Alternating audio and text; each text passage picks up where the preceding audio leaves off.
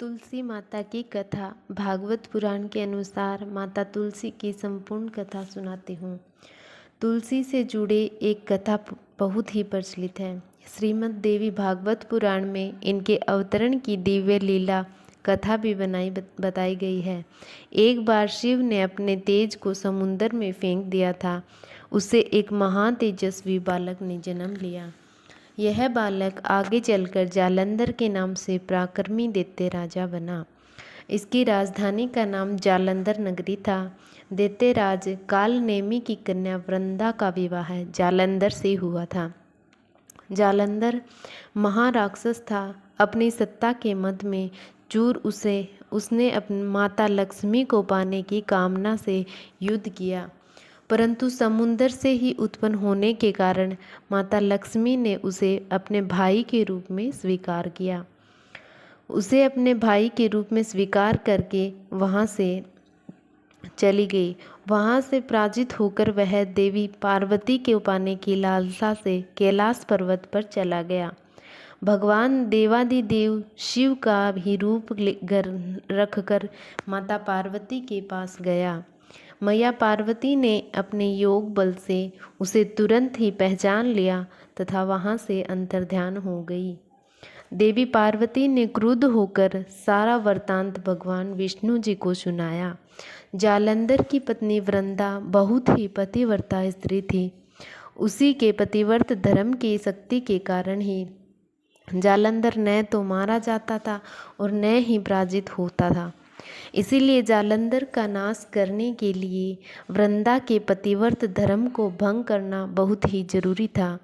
इसी कारण भगवान विष्णु ऋषि का वेश धारण कर वन में जा पहुँचे, जहाँ वृंदा अकेली भ्रमण कर रही थी।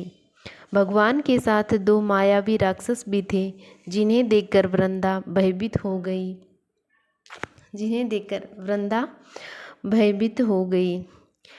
ऋषि ने वृंदा के सामने पल में ही दोनों को भस्म कर दिया।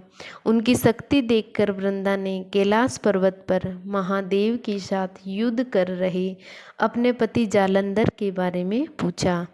ऋषि ने अपने माया जाल से दो वानर को प्रकट किया। एक वानर के हाथ में जालंधर का सिर था तथा दूसरे वानर के हाथ में धड़ थी।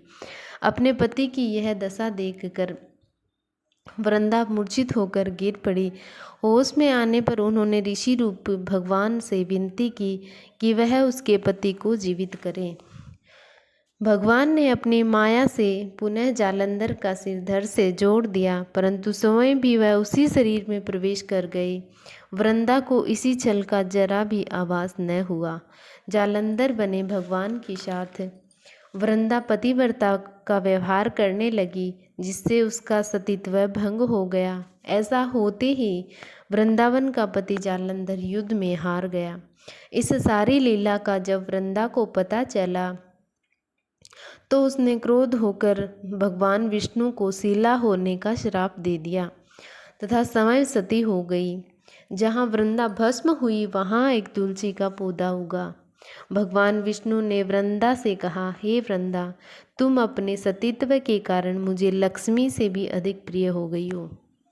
अब तुम तुलसी के रूप में सदा मेरे साथ ही रहोगी। जो भी मनुष्य मेरे शालिग्राम के रूप के साथ तुलसी का विवाह करेगा, उसे इस लोक और परलोक में विपुल यश प्राप्त होगा।